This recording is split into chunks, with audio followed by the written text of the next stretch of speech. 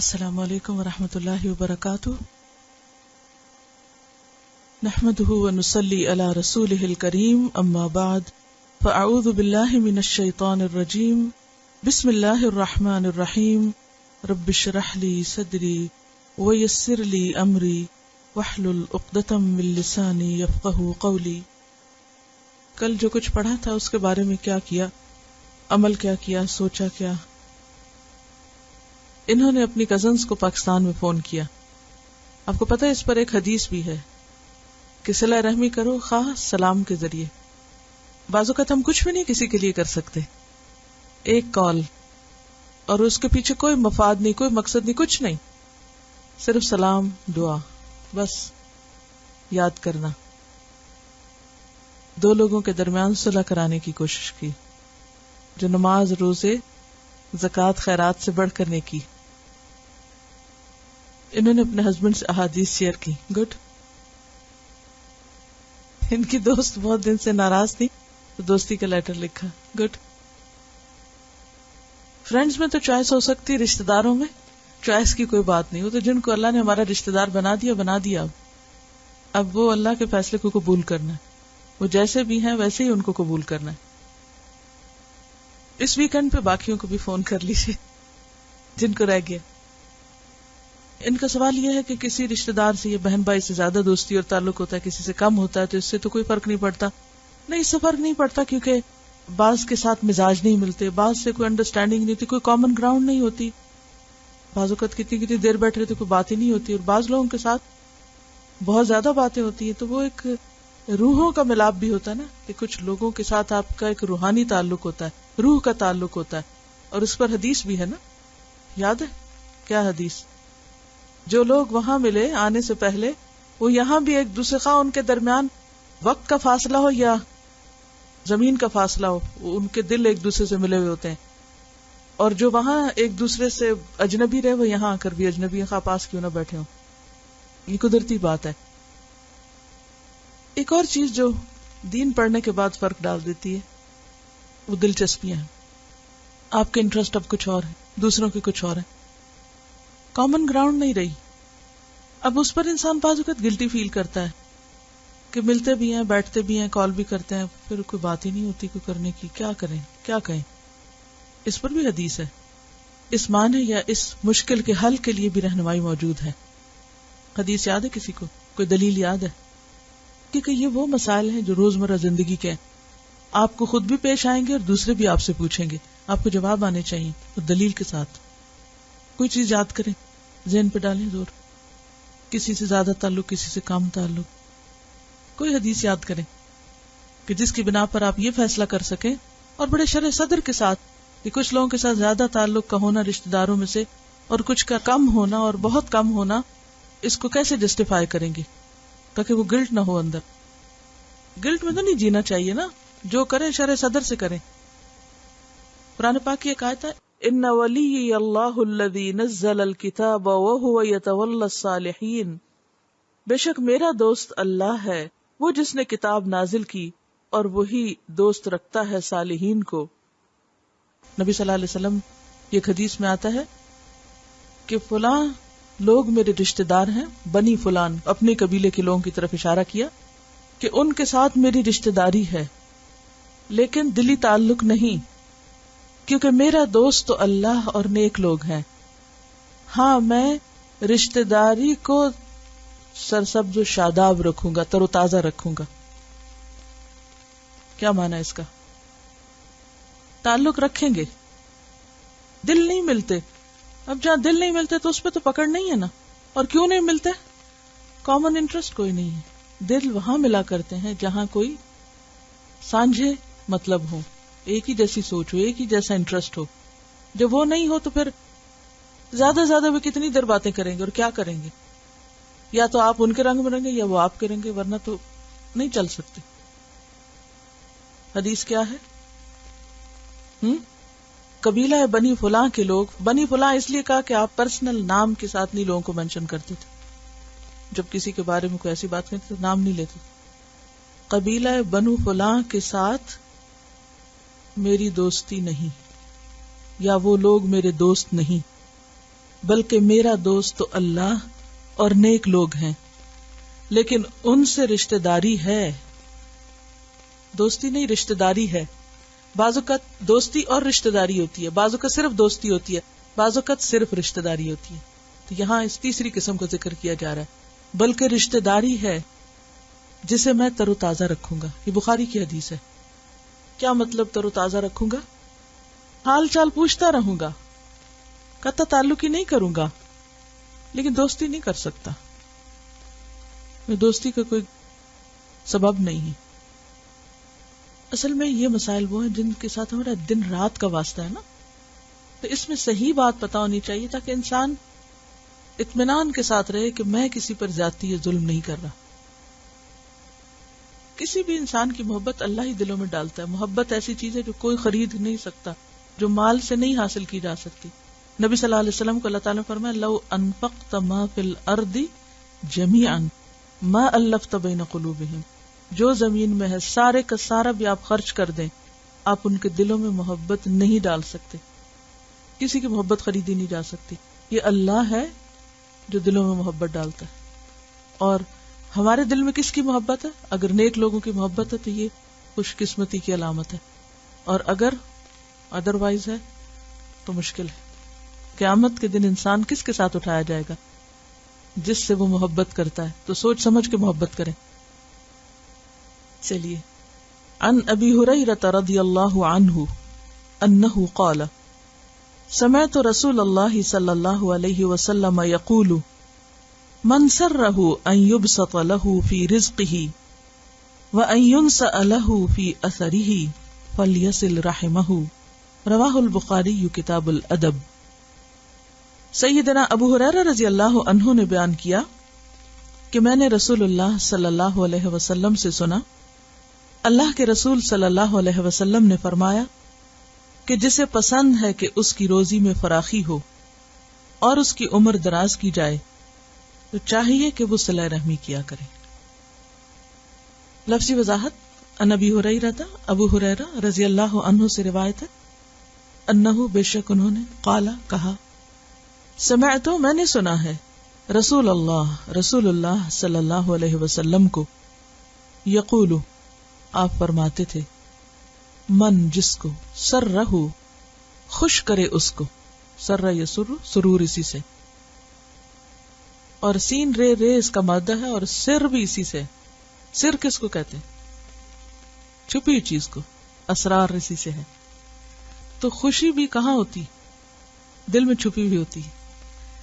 من سرہ جس کو یہ بات اچھی لگے، پسند آئے، ان یبسط کہ فراخ کیا جائے، پھیلا دیا جائے، لہو اس کے لیے، فی رزق ہی اس کے رزق میں، یعنی اس کے رزق میں اضافہ کر دیا جائے، اس کا رزق بڑھا دیا جائے، پھیلا دیا جائے، اس کا کاروبار پھیل جائے اور ہر طرف عام ہو جائے۔ وَأَن اور یہ کہ يُنْسَأَ مہلت دی جائے یا دراز کیا جائے، لہو اس کے لیے، فی اثر ہی اس کی مدت میں یا اس کے نشان میں، اس کے نشان یا مدت کو لمبا کر دیا جائے۔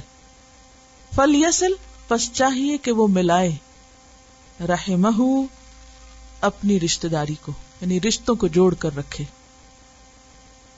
کون یہ نہیں چاہتا کہ اس کی عمر لمبی ہو اور اس کا رزق زیادہ ہو؟ لمبی عمر جیئیں اور خوب پھلیں پھولیں، ہر شخص کی خواہش ہے۔ تو اس کا نسخہ یا راز بتا دیا گیا کہ اس کے لیے کرنا کیا ہوگا؟ رشتہ داروں کے ساتھ اچھا سلوک۔ گویا رشتوں کو جوڑنا پلٹ کر انسان کے اپنے ہی فائدے کے لیے ہے، اس کا انسٹنٹ ریوارڈ دنیا میں ملتا ہے۔ تو اسی طرح وہ نیکی جس کا اجر آخرت کے علاوہ انسان کو دنیا میں بھی ملتا ہے، دنیاوی نعمتوں کی شکل میں، وہ نیکی صلہ رحمی کی نیکی ہے۔ اب یہ جو الفاظ ہیں یہ بڑے خوبصورت ہیں، ان میں ینسأ کا لفظ آتا ہے۔ نسی کا لفظ آپ نے قرآن مجید میں پڑھا تھا، انما النسیء، تو نسی کہتے ہیں مؤخر کر دینے کو، پوسٹ پون کر دینے کو، کہ جو شخص یہ چاہتا ہے کہ پوسٹ پون کر دیا جائے، یعنی ٹال دی جائے، ذرا اور کر دی جائے. اور اثر کہتے ہیں مدت کو. اس کی مدت میں ڈھیل دے دی جائے، اس کی مہلت زیادہ کر دی جائے. کس کی مہلت؟ دنیا میں رہنے کی، یعنی دنیا میں کام کرنے کی، نیکی کرنے کی، جینے کی مہلت زیادہ ہو جائے. کیونکہ بعض اوقات ایسا ہوتا ہے نا کہ انسان نے بہت کچھ سوچ رکھا ہوتا ہے، بہت سے منصوبے، بہت سی پلاننگز، بہت سی چیزیں ہوتی ہیں، لیکن اس کو مہلت نہیں ملتی. اب میں سے ہر شخص وقت کی کمی کا شکار ہے. کرنا تو میں بہت کچھ چاہتا ہوں، لیکن کیا کروں؟ وقت نہیں. اور پھر یہ بھی فکر رہتی ہے بڑھاپا بھی آ رہا ہے اور ہر طرف کمزوری چھا رہی ہے اور بات بھول بھی جاتی ہے اور پتہ نہیں کب دنیا سے رخصتی کا وقت آ جائے، تو یہ سب کچھ کب ہوگا، کیسے ہوگا. ایک فکر رہتی ہے نا انسان کو، ہر ایک کو رہتی ہے، چاہے کوئی جوان ہو چاہے کوئی بوڑھا ہو. یہ سب کے ساتھ فکر اور غم ہے، کیونکہ موت تو سر پہ منڈلا رہی ہے نا ہر ایک کے. ابھی حال ہی میں ہماری ایک اسٹوڈنٹ کی ڈیتھ ہوئی ہے. عجیب سی میرے دل میں تکلیف ہے. ایک تو یہ کہ ہمارے ساتھ اس سفر میں شامل رہی تعلیم القرآن کورس کے، پھر یہ کہ فوراً جا کے وہاں پر جہاں سعودی عرب میں گئی وہاں اپنی کلاسز شروع کی، لوگوں کو اکٹھا کرنا، بتانا. کتنے سارے لوگوں کو فیض پہنچا رہی تھی. خود اپنی زندگی میں پورا خاندان گواہ ہے کہ اس کی اپنی زندگی میں اتنی تبدیلی آئی اور بہت سے اور لوگوں کی زندگیوں میں تبدیلی لانے کا باعث ہے. ایسا شخص کتنا قیمتی ہوتا ہے نا جو لوگوں کے نفع کا ہوتا ہے. لیکن اجل لکھی ہوئی ہے نا. اب کیا ہوا؟ ایکسیڈنٹ ہوا، آن دا اسپاٹ فوت ہو گئی، وہیں دفن کر دی گئی اور بچے اور شوہر یہاں لائے گئے. کیا دنیا میں ہمیں اپنے بچوں اور شوہر سے جدائی گوارا ہے، برداشت ہوتی ہے؟ اور وہ بھی سعودی عرب سے سیریا جا رہی، تو سیریا کی کسی سٹی میں راستے میں ایکسیڈنٹ ہوا. لا تدری نفس بأی ارض تموت، کوئی نہیں جانتا کون کس زمین پہ جا کے مرے گا، کہاں دفن کر دیا جائے گا، تنہا چھوڑ دیا جائے گا. کیونکہ وہ سارا راستہ میں نے دیکھا ہوا، میں نے اس راستے پہ ٹریول کیا ہوا ہے. یعنی وہ امیجنیشن میں مجھے وہ زمینیں اور وہ سڑکیں اور وہ سارا وہ روڈ آتا ہے، تو میں سوچتی ہوں کہ وہیں کہیں دفن کر دی گئی اور ہزاروں میل دور بچے اور شوہر. اللہ کی شان بے نیاز ہے نا. اور اتنا جذبہ اور اتنا شوق میں نے بہت کم لوگوں میں دیکھا کچھ کرنے کا. تو میں اس کی جگہ اپنے آپ کو رکھ کے دیکھتی ہوں کہ اگر وہاں میں ہوتی تو کیا کیا میری سوچیں اور کیا کیا خیالات. کیونکہ عموماً یہ ہوتا نا قرآن پڑھ کے جو ہمارے سب کے دلوں میں ایک جذبے اللہ کے فضل سے ہیں، تو ہم سفر بھی کر رہے ہو، ٹریول کر رہے ہو، گھر میں ہو، فیملی میں ہو، بچوں میں ہو، ہمارا دل دماغ کہاں چلتا رہتا ہے؟ کہیں اور ہی چل رہا ہوتا ہے، یہ کرنا یہ کرنا یہ کرنا. لیکن کہاں سٹاپ لگ جائے، یو نیور نو. کیسی جدائیاں پڑ جائیں، یو ڈونٹ نو. تو یہ زندگی اور موت کی حقیقت جو بہت تلخ حقیقت ہے، اور ہم میں سے کسی کو کسی وقت بھی نہیں بھولنی چاہیے. اور ہم میں سے کوئی بھی انڈسپینسیبل نہیں ہے، نہ اللہ ہم میں سے کسی کا محتاج ہے کہ اس کے بغیر یہ کام نہیں چلنا، اور پتہ نہیں کتنے لوگ اس کے لیے روئیں گے تو لہٰذا اس کو یہیں چھوڑ دیا جائے دنیا میں. کسی کو بھی نہیں. تو بات یہ ہے کہ جینے کی تمنا ہر ایک کے اندر ہے، اور اس کے ساتھ ساتھ اچھی طرح جینے کی. مال کی ہرس بھی ایسی ہے، رزق کی وسعت بھی ایسی خواہش ہے جو ہر ایک کے دل میں ہوتی ہے. کوئی بھی یہ کہتا ہوا نہیں سنا گیا کہ نہیں بس ٹھیک ہے جو ہے کافی ہے اور نہیں چاہیے. کسی کو بھی اور ملے تو خوشی سے لیتا ہے. تو اللہ سبحانہ تعالی نے صلہ رحمی کے جذبے کو دلوں میں راسخ کرنے کے لیے ایسی زبردست موٹیویشن دی ہے کہ جس کی یہ خواہش ہے کہ عمر لمبی ہو اور رزق زیادہ ہو، اسے چاہیے کہ وہ رشتوں کو جوڑ کے رکھے، رشتہ داروں سے اچھا سلوک کرے. پھر آپ دیکھیے کہ ینسا کا لفظ جو ہے، اس میں طول کا لفظ بھی آ سکتا تھا، مگر ینسا جس میں لمبا ہونے کے ساتھ ساتھ مؤخر کرنا یعنی پوسٹ پون کرنا، یعنی یہ ہونے لگا تھا لیکن اللہ نے اس کو تھوڑا اور ڈھیل دے دی. چانس مل جانا، کسی کام کے کرنے کا موقع مل جانا، چانس مل جانا، اور پھر مہلت مل جانا. اب دیکھیے کہ ویسے کسی چیز کا لمبا ہو جانا ایک اور معنی رکھتا ہے، لیکن مہلت ملنا، چانس ملنا، موقع ملنا ایک اور ہی. کیونکہ ہم جی رہے ہوتے ہیں نا، ہمیں اپنی زندگی کی بعض اوقات کوئی قدر نہیں ہوتی. بس روٹین میں ہر روز ایک نیا دن لے کے اس خزانے کو لوٹتے چلے جا رہے ہیں نا. مجھے بعض اوقات بالکل ایسا لگتا ہے جیسے لوٹ رہے ہیں نا ہم ہر روز مفت کا مال لوٹ رہے ہیں وقت کی شکل میں. کوئی قدر نہیں اس کی, کہاں لگا رہے ہیں, ادھر پھینک رہے ہیں, ادھر ضائع کر رہے ہیں, کوئی بیکار کاموں میں لگا رہے ہیں, جیسے یہ دولت ہر وقت ہی ہمارے ہاتھوں میں رہے گی. تو آپ دیکھیے کہ یہ جو ینسا ہے نا, اس میں جو معنی ہے نا وہ صرف زیادہ ہونے کا نہیں ہے. اس میں وہ ڈیڈ اینڈ پہ پہنچ رہے تھے تو وہاں سے ایکسٹینشن ملنے کا. کسی کو نوکری میں ایکسٹینشن مل جائے, یعنی ویسے جتنی بھی جاب کرے تو وہ اتنی نہیں ہوتی, لیکن اس جاب کی زیادہ قدر ہوتی ہے جو ایکسٹینشن کی صورت میں ملتی ہے, جو پینشن کے بعد ملتی. تو یہ یوں ہی ہے کہ کسی شخص کو مواقع کا زیادہ مل جانا, چانسز کا زیادہ مل جانا. اور پھر اثر کا لفظ جو ہے یہ مدت کے علاوہ نشان کے لیے بھی استعمال ہوتا ہے. وَنَكْتَبُ مَا قَدَّمُوا وَآثَارَهُمْ. آثار کس کو کہتے ہیں؟ آثار قدیمہ, نشانات. حدیث کے معنوں میں بھی آتا نا, تو اثر نشان کو بھی کہتے ہیں, امپریشن کو بھی کہتے ہیں. اور علم الاثار کہتے ہیں پرانی یادگار چیزوں کا علم. تو جو شخص یہ چاہتا ہے کہ اس کا رزق زیادہ ہو اور اس کے نشانات طویل ہوں, دیر تک اس کے کاموں کا صدقہ جاریہ ہو, اس کے مرنے کے بعد بھی اس کی یادیں لمبی ہوں. یعنی ایک معنی تو یہ کہ لٹرلی زندگی کی مہلت زیادہ ہو جائے, اور دوسرا یہ کہ خود تھوڑا سا بھی کر کے مر گیا ہے, چلا گیا ہے, لیکن اپنے پیچھے ایسے کام کر کے چھوڑ گیا ہے کہ عمر کے قلیل ہونے سے بھی زیادہ فرق نہیں پڑا, کیونکہ کام اس نے اتنے اچھے کیے کہ اس کے بعد نسلوں نے اس کو یاد رکھا کہ فلاں ہمیں یہ دے گیا تھا, یا ہمارا یہ بھلا کر گیا, یا ہمیں یہ سکھا گیا, یا ہمارے لیے آسانی پیدا کر گیا, یہ کام کرا گیا ہمارے لیے. تو لوگ اس کو بھولتے نہیں, اس کو راہ گزرتے دعائیں دیتے ہیں. ایسے کاموں کی مہلت ملنا یہ بھی انسان کے لیے اللہ کی بہت بڑی نعمت ہے اور اللہ کی رحمت ہے. اور رحمان اور رحم میں جو حرفوں کا اشتراک ہے, ایک روٹ سے ہیں جو دونوں, جو حرفی اشتراک ہوتا ہے نا, اس میں بھی ایک خاص محبت چھپی ہوئی ہوتی ہے. یہ نہیں, آپ نے میری بات سمجھی؟ حرفی اشتراک کیا معنی ہوتا ہے؟ حرفی اشتراک مثلاً آپ کا نام کسی کے نام سے ملتا جلتا ہو. مثلاً بچوں کو جب صحابہ کی سٹوریز وہ پڑھتے ہیں نا تو ان کو ایک خاص خوشی ہوتی ہے, اچھا میرا نام اس کے نام سے ملتا ہے. آپ کا نام کسی کے نام سے ملتا ہو, آپ کے مثلا تاریخ پیدائش کسی کی تاریخ پیدائش سے ملتی ہو, تو وہ اشتراک کیا کیفیت لاتا ہے, ایک دم کنیکشن ہو جاتا ہے. ایک دن بیٹھی میں نا اپنے کیلنڈر سے دیکھ رہی تھی, اچھا جو میری ڈیٹ آف برتھ ہے اس میں اسلامی مہینہ کیا تھا اور دن کیا تھا, اور نبی صلی اللہ علیہ وسلم کا دن کیا تھا, اور ان کا مہینہ کیا تھا. تو میں سوچ رہی کہ میں اتنی کیوں اس میں محنت کری ہوں, ڈھونڈ رہی, لیکن وہ ایک دل چاہتا ہے نا کہ کسی بھی طرح کہیں سے کوئی ایسوسیشن ہو جائے, کوئی تعلق جڑ جائے کہیں بھی.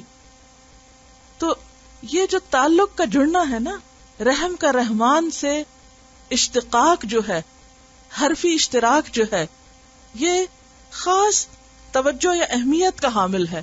یہ کوئی معمولی چیز نہیں ہے. اس لیے اس کو ریگارڈ دینا, اس کو امپورٹنٹ سمجھنا, اس کی قدردانی کرنا, اس کو نبھانا, یہ بہت بڑے بڑے نیکی کے کاموں میں سے اعلیٰ درجے کا کمال ہے.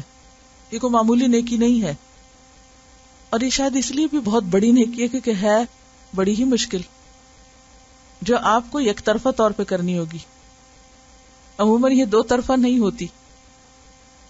جب آپ کوئی کام یک طرفہ طور پہ کرتے ہیں نا, وہ صرف اس وقت ہوتا ہے جب اللہ کے لیے کریں, ورنہ تو آپ فوراً فیڈ اپ ہو جاتے ہیں, اچھا میں نے یہ کیا, فلاں نے میری قدر نہیں کی, میں جا رہا ہوں, میں چھوڑ رہا ہوں. لیکن یہاں چھوڑنا تو ہے ہی نہیں, کوئی آپ کو جواب دے یا نہ دے, آپ کو کرتے ہی چلے جانا, تبھی صلہ رحمی ہے, ورنہ صلہ رحمی نہیں ہے.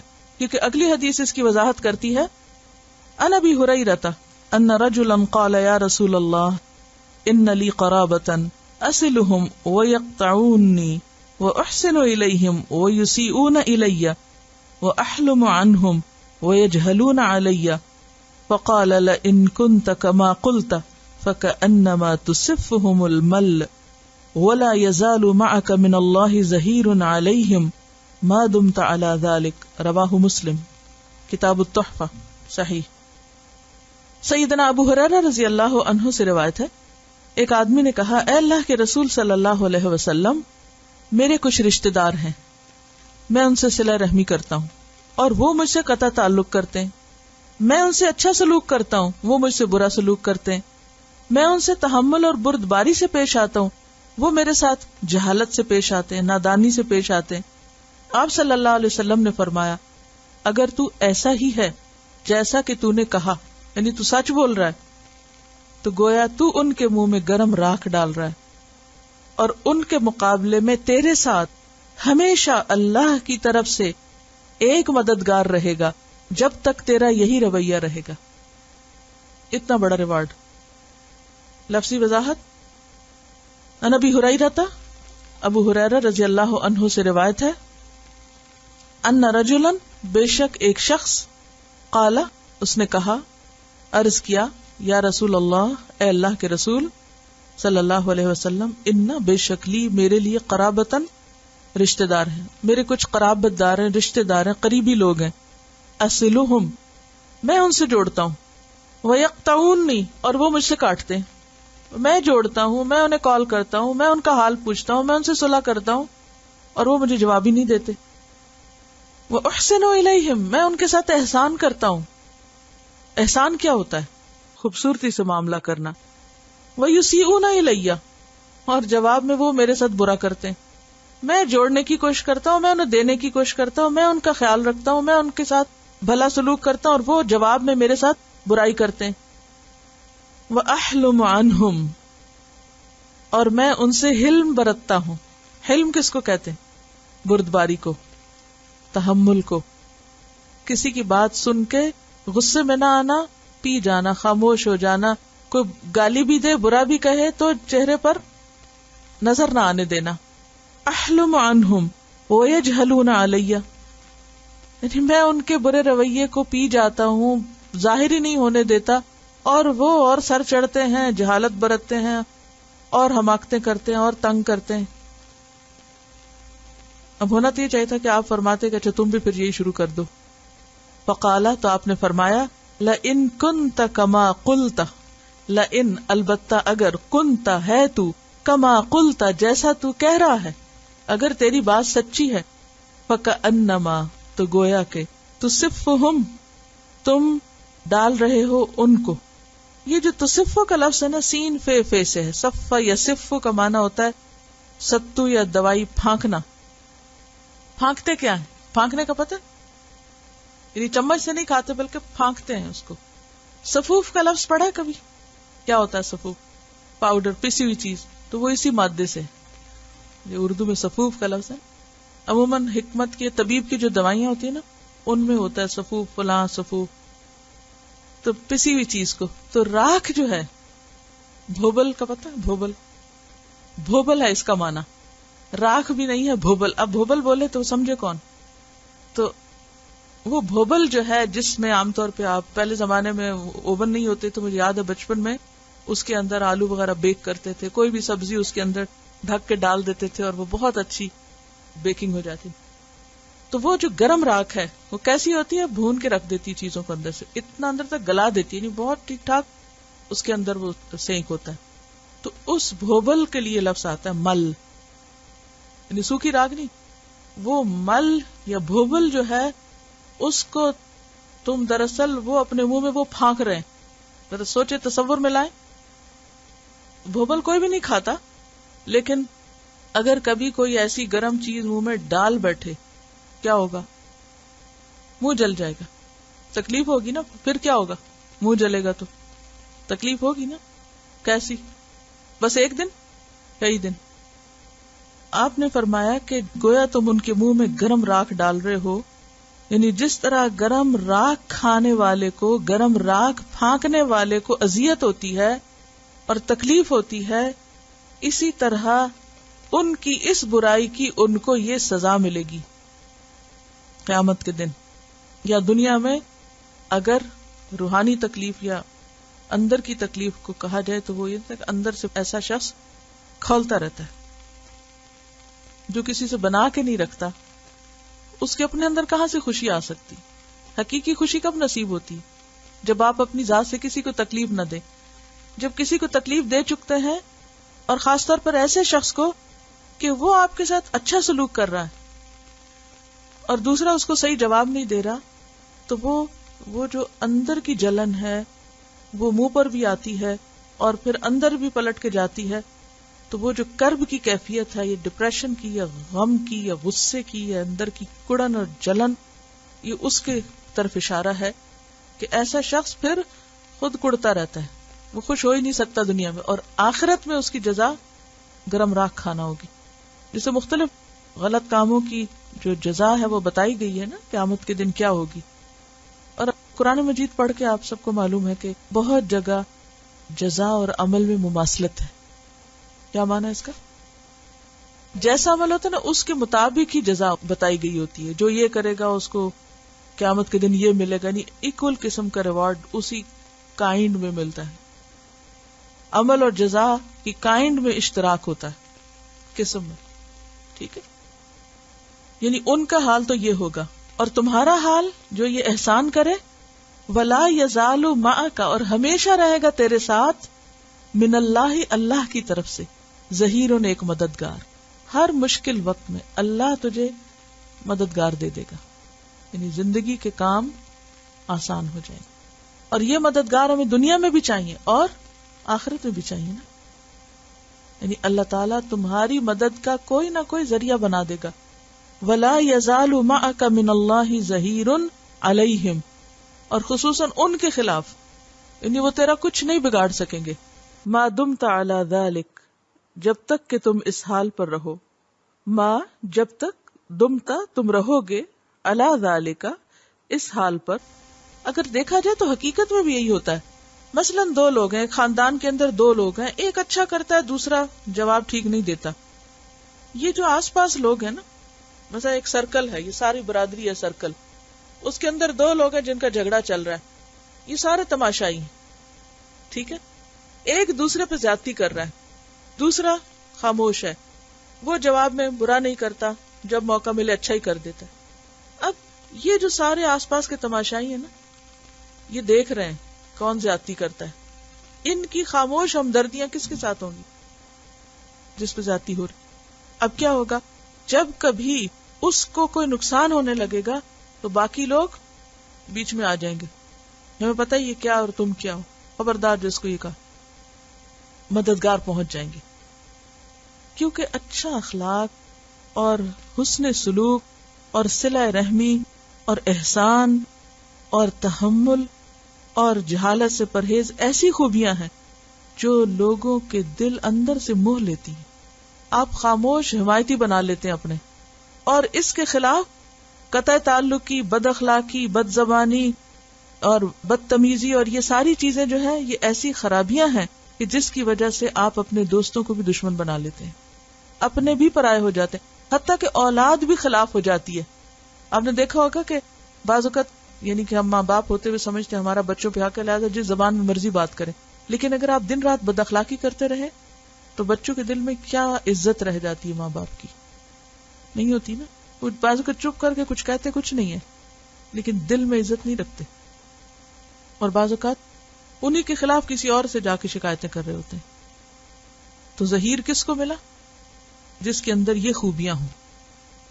لیکن بات یہ ہے کہ ہمیں اللہ کے یہ وعدے بھول جاتے ہیں، لہٰذا ہم سمجھتے کہ اسی وقت فیصلہ ہو جائے اچھے برے کا، اور اسی وقت ہر چیز کا فیصلہ نہیں ہوا کرتا.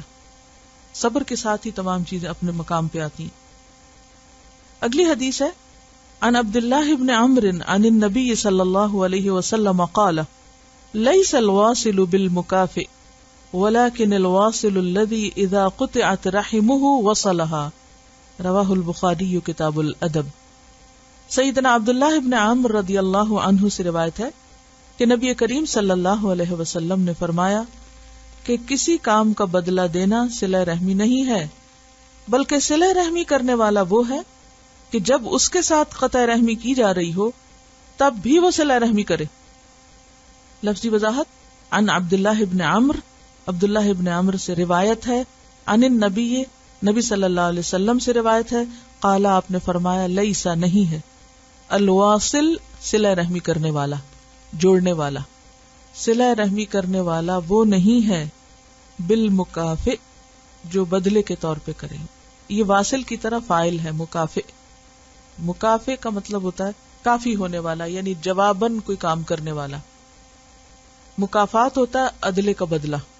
عمل مکافات سنا کبھی اردو میں لفظ. ولیکن الواصل، لیکن واصل وہ ہوتا ہے الذی وہ جو اذا قطعت جب کاٹ دیا جائے رحمہ اس کے رحم کو، یعنی اس کی رشتہ داری کو، اس سے تعلق توڑ لیا جائے، وصلہا وہ جوڑے اس کو، وہ آگے بڑھ کے خود جوڑے.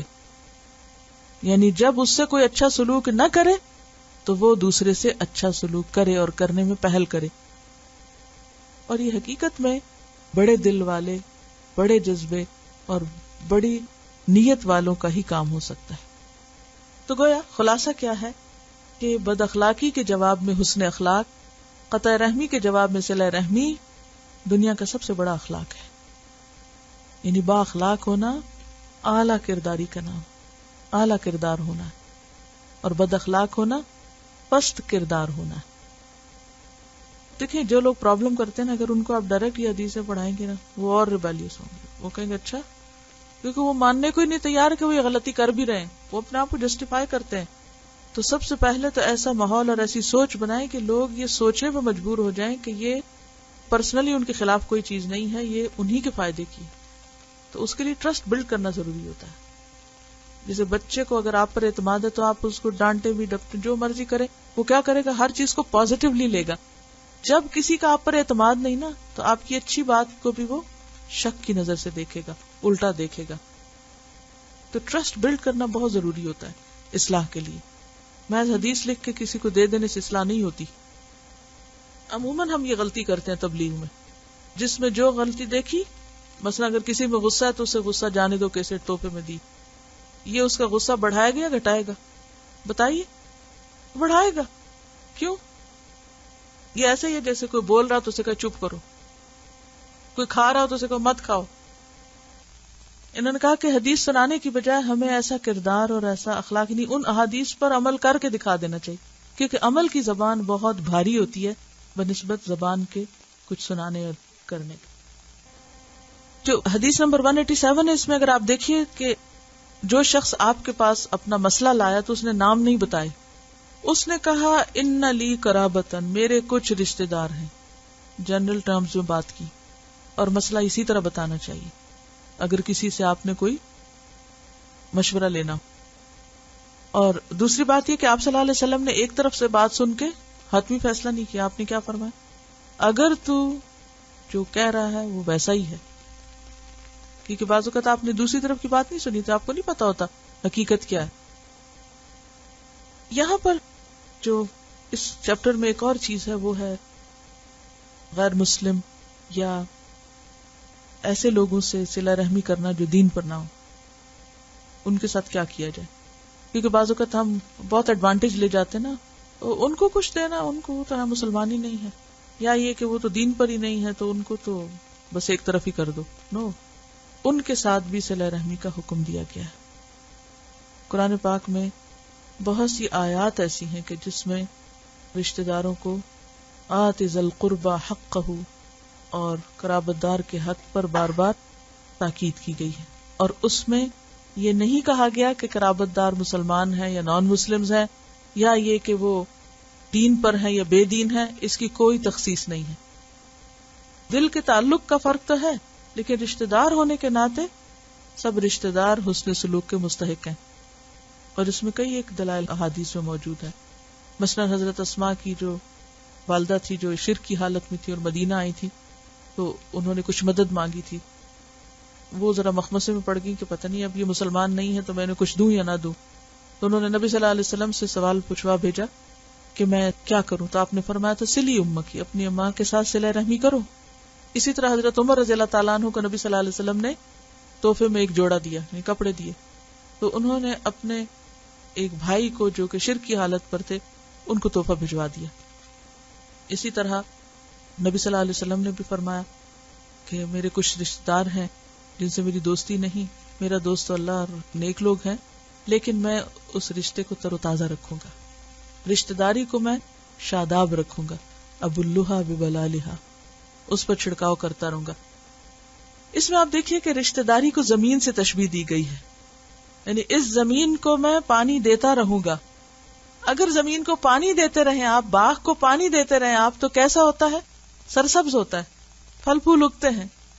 اور اگر آپ پانی نہ دیں تو کیا ہوتا ہے؟ سوکھ جاتا ہے. پھر کیا ہو جاتا ہے؟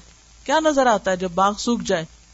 ویرانہ، کانٹے، ایسی بدمزگی، ایسی بے رونقی، ایسی خرابی کہ جس سے انسان خود ہی متاثر ہوتا ہے. اتنی خوبصورت بات ہے یہ نبی صلی اللہ علیہ وسلم کی کہ میں رشتہ داری کو تر و تازہ رکھوں گا. جیسے زمین کو پانی لگاتا ہوں ایسے ہی رشتوں کو پانی لگاتا رہوں گا. تو بات یہ ہے کہ رشتہ داری کو قائم رکھنا، خواہ وہ مسلمان ہو یا نہ ہو، دونوں طرح ضروری ہے. اور اس میں جو مصر کی مثال کر دی گئی تھی کہ ان قریب تم مصر فتح کرو گے، اور جب فتح کیا گیا تو مصر کو، تو کیا اہل مصر مسلمان تھے؟ نہیں. کہا تم ان کے ساتھ احسان کرنا، کیونکہ ان سے تمہاری ننھالی رشتہ داری بھی ہے اور سسرالی بھی ہے.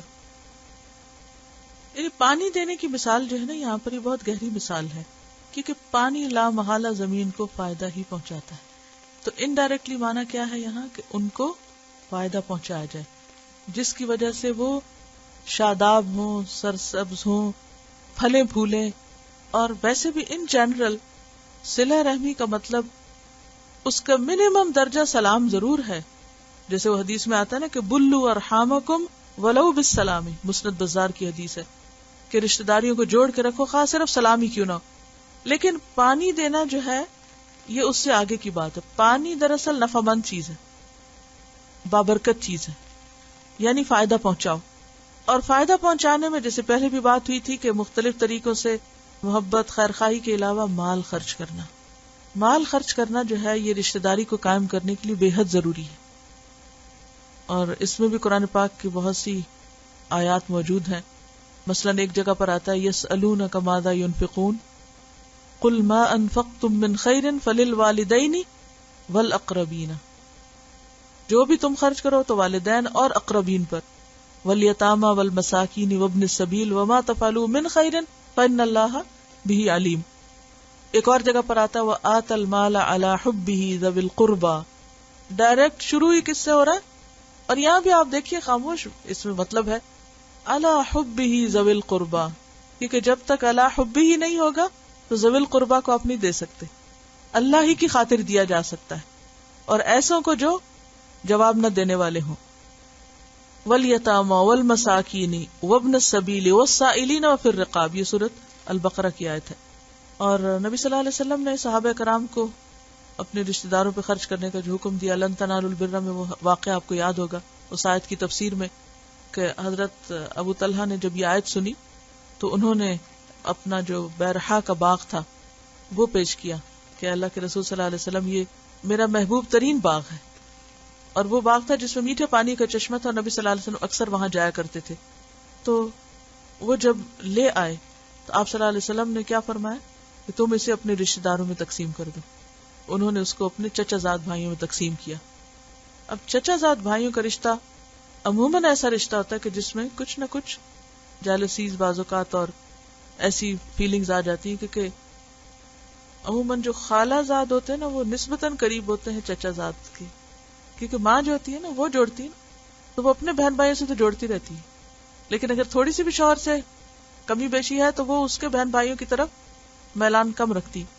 قدرتی طور پہ مالک تو خاتون خانہ ہی ہوتی ہیں، رشتوں کے جوڑنے اور توڑنے والی بھی، کیونکہ بچے زیادہ تر کس کے ساتھ ہوتے ہیں؟ ماں کے ساتھ ہی ہوتے ہیں نا. وہی بتا رہی ہوتی ہے کہ کون تمہارا کیا لگتا ہے، کیسا ہے، کون اچھا ہے کون اچھا نہیں، اچھے برے کی پہچان بھی. باپ کے پاس عموماً اتنا وقت نہیں ہوتا، اور باپ باتیں بھی تو کم کرتے ہیں نا بچوں کے ساتھ. اسی لیے شاید اللہ نے بولنے کی خوبی جو ہے وہ عورت کو دی ہے، زیادہ باتیں کرنے کا شوق بھی، کیونکہ بچوں کی تربیت ہو نہیں سکتی اس کے بغیر کہ آپ ان کے ساتھ کمیونیکیٹ کریں. کمیونیکیشن سے ایک دوسرے کے خیالات کا پتہ چلتا رہتا ہے، اور بعض اوقات جب خاموشی ہوتی ہے تو کوئی وجہ نہ بھی تو انسان سمجھتا ہے شاید کوئی ناراض ہے ہم سے. چھوٹی موٹی بول چال سے واقعی وہ تر و تازہ اور شاداب رہتے ہیں تعلقات، اور باغ ہرا بھرا رہتا ہے. تو آپ صلی اللہ علیہ وسلم نے رشتہ داروں کو دینے کا دوہرا اجر بتایا آپ نے فرمایا صدقۃ علی المسکین صدقہ، مسکین پہ خرچ کرنا صرف صدقہ ہے. وہی علی ذی الرحم سنتان، اور رشتہ دار پہ دوہرا اجر ہے، صدقہ و صلہ. تو اس سے کیا پتہ چلتا ہے کہ پانی دینے میں صرف سلام دعا یا صرف باتیں ہی کافی نہیں، بلکہ حقیقی معنوں میں فائدہ پہنچانا، فیض پہنچانا ضروری ہے، ضروریات کا پورا کرنا ضروری ہے. عموماً جب کوئی شکایت کسی سے سنتے تو ہم جو سامنے والا ہوتا ہے اس کے ساتھ مل جاتے ہیں. ہم کہتے ہیں ہاں ہاں واقعی تم ٹھیک کہہ رہے ہو، فلاں تو ہے ہی بہت خراب، اور کوئی ضرورت نہیں ہے ایسے لوگوں سے ملنے کی، اور تم بالکل ٹھیک کر رہے ہو. تو یہ مشورہ اچھا تھا کہ چلو اگر وہ نہیں کرتے تو تم کر لو، تم کرو گے تو وہ بھی کریں گے. اور بعض اوقات ایسا بھی ہوتا ہے کہ دوسرا شخص جان کے نہیں کر رہا ہوتا ایسے، وہ بھول جاتا ہے. اب وہ بھول گیا، اب اس کو اس بھولنے کو کوئی معافی نہیں کرتا. بسا اوقات ایسا بھی ہوتا ہے کہ بڑے یہ توقع رکھے ہوتے کہ چھوٹے آگے بڑھیں، اور چھوٹے ہی چاہتے ہیں کہ بڑے شفقت فرمائیں، تو وہ پھر کوئی بھی آگے نہیں بڑھتا اور بات اسی طرح بگڑی رہتی ہے. اچھا، اس میں یہ ہے کہ کئی مجلسیں ایسی ہوتی ہیں کہ وہ مسنون نہیں ہوتی، لیکن پھر رشتہ داری کا معاملہ ہوتا ہے. ویسے کسی نے 40واں رکھا ہوا خاندان میں، ایک تو یہ ہے کہ آپ کہیں جی 40واں اور میں نہیں آ رہی، اور دوسرا یہ ہے کہ آپ انہیں کہیں کہ میں اس شرط پہ آؤں گی جب میں آپ کو یہ بتاؤں کہ اسلام میں مرنے جینے کے آداب کیا ہیں، اور وہاں پر آپ جا کر بتائیں، اور اچھے طریقے سے یہ بھی بتا دیں کہ اس کا کوئی سنت میں وہ نہیں ہے. بہت سے ایسے 40ویں تھے جہاں بیٹھ کے میں نے 40ویں کے خلاف بات کی اور لوگوں نے سمجھا اور مانا. تو ایسے مواقع سے فائدہ اٹھائیں، ورنہ لوگ جمع نہیں ہوتے. اگر آپ اپنے گھر میں درس پہ بلائیں گے نا تو 4 لوگ آئیں گے، اور جہاں 400 اکٹھے ہیں وہاں کیوں نہیں فائدہ اٹھاتے جا کے. بعض لوگ اس کے خلاف ہوتے ہیں کہ نہیں آپ بدعت میں شریک ہوتے ہیں اور ایسے موقع پہ یہ نہیں کرنا چاہیے. ارینج تو نہیں کرنا چاہیے، لیکن اگر کوئی ارینج کر چکا ہے تو اس موقع کو ہاتھ سے نہیں جانے دینا چاہیے. بے شمار لوگوں کو میں ایسے لوگوں کو جانتی ہوں کہ جن کو میں نے ایسی مجلسوں میں جا کے پکڑا کیونکہ وہ جمع تھے، وہاں سنایا اور انہوں نے سنا اور انہوں نے اپنے طریقے بدلے. کیونکہ نبی صلی اللہ علیہ وسلم کا جو دعوت و تبلیغ کا طریقہ تھا وہ کیا تھا؟ کیا آپ میلوں میں، بازاروں میں، گروہوں میں، قبائل میں ہر جگہ نہیں جاتے تھے؟ ہر جگہ جاتے تھے اور جا کے اپنا پیغام پہنچا کے آتے تھے. تو جب تک پیغام ان تک پہنچے گا نہیں تو دور سے بیٹھ کے ہم قطع تعلقی کر کے بیٹھ جائیں کہ نہیں چونکہ تم یہ کر لہٰذا ہم نہیں آ رہے. نہیں، آپ انہیں کہیں کہ یہ ہے تو غلط، مگر میں آپ کو آ کے بتاؤں گی کہ اصل کیا ہے. یہ جو لفظ شجنا ہے نا، اس پہ میں بعد میں بھی غور کر رہی تھی. الرحم شجنۃ من الرحمن. آپ یوں کہہ سکتے ہیں کہ رحم جو ہے اس کی جڑ رحمان ہے، رحمان سے ہے، یعنی وہیں سے نکلا ہے. جیسے جڑ نکلتی ہے نا، بیج سے ایک جڑ باہر آ جاتی، تو رحمان لفظ سے ہی جڑ نکلی ہوئی ہے رحم کی. رحمان سے لفظی اشتراک ہے، ذاتی نہیں. یعنی لفظ رحمان ہی سے رحم نکلا ہوا ہے، یعنی اسی کی شاخ ہے، اسی کی جڑ ہے. سبحانک اللہم و بحمدک نشہد ان لا الہ الا انت نستغفرک و نتوب الیک. السلام علیکم و رحمۃ اللہ وبرکاتہ.